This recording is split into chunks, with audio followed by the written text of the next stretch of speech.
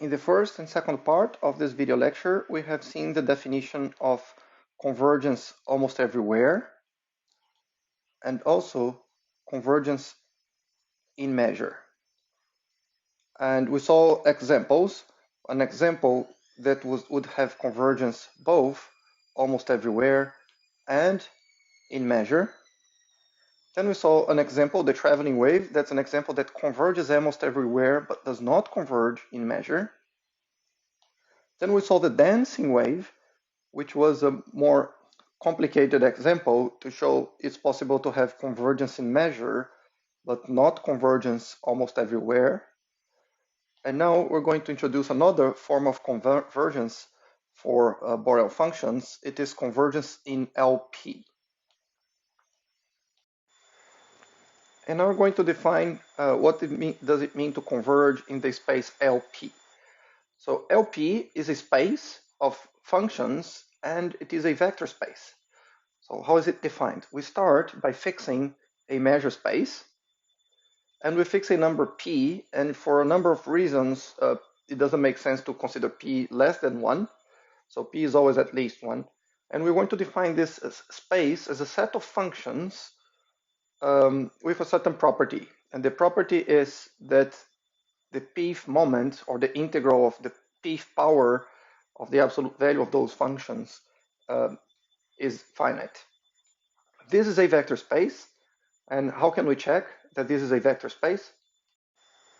Well, first let f be a member of this space and alpha be a real number. Then, well, the integral of f to the p is finite by definition of f being in LP. But then, well, we can always multiply this by alpha. If we multiply this by alpha, we get this will be alpha to the p, the integral of f to the p, the mu, and this is finite.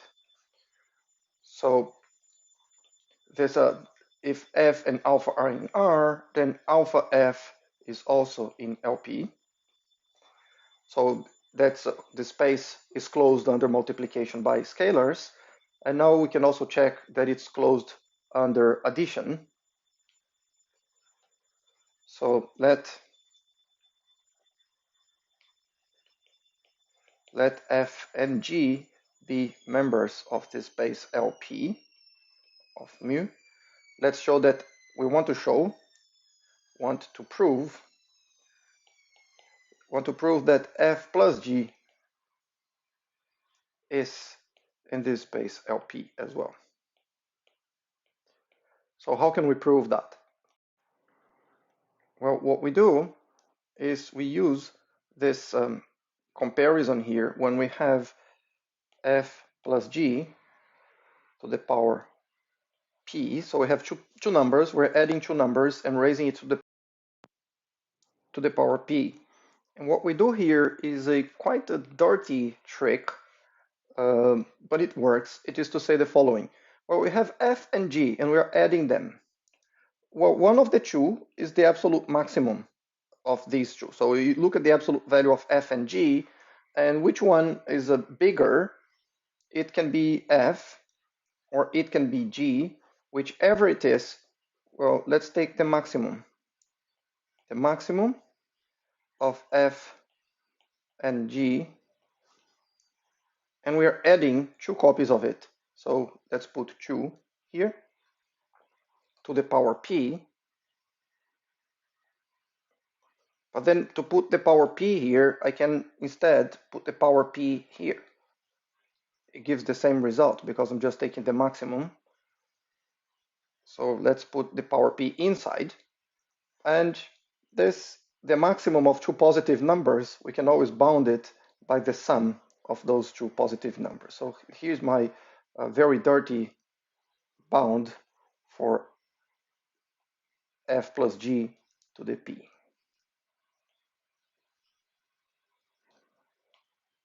So we make this bound, and this is awesome because now we can say, well, the integral on omega of this with respect to the measure mu will be bounded from above by 2 times the integral of this plus 2 times the integral of this with respect to mu. And they are both finite, so the sum is also finite, which means this integral is finite, and check f plus g is in LP. So let's see where we are. We're just saying the space of Borel functions such that I'm just saying this is a vector space. So then now let us discuss what does it mean to converge on this vector space. And convergence in this space means the following. If we have a function f and a sequence of functions fn, they're all Borel functions and they are all in LP, then we say that on that space, the sequence of functions fn converges to the function f if this measure of distance between fn and f converges to 0 as n tends to infinity. And we denote it this way.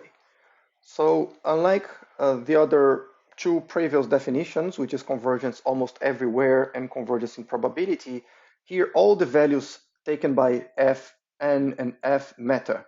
It doesn't matter only if fn and f are close with high probability, etc., or if they are close almost surely or almost everywhere as n gets larger. You're actually computing an integral, so even values that don't contribute much, neither to the probability, not to the fact that fn is converging to f at each point omega, you're actually accounting for the contribution of all values that f can take. You're integrating that and you're requiring that to be small. So let's revisit here our dancing wave that we have been discussing in the previous part of this video lecture. So we have here some number n and some number k less than 2 to the n, and we have our dancing wave is here somewhere. We know what is the width of this wave. This width is 2 to the minus n. But now let's stretch this wave to make it the example a bit more complicated. Let's make this wave higher. How high? Well, let's make it 2 to the n over 2.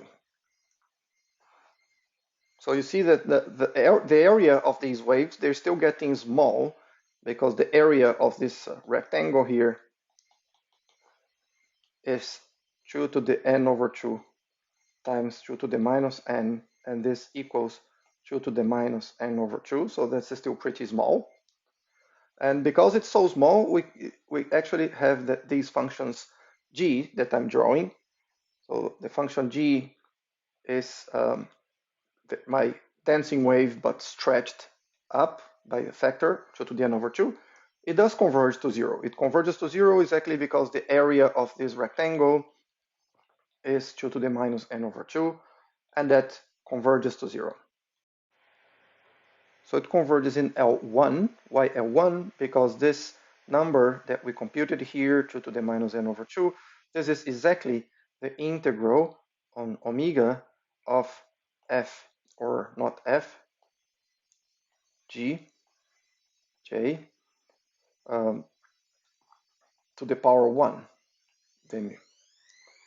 However, if now we want to put the power 2 here instead of 1, what we have? Well, this is now squared, and here we get 1.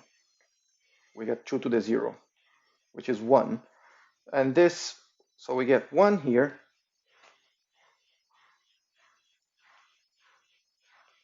and 1 does not converge to 0.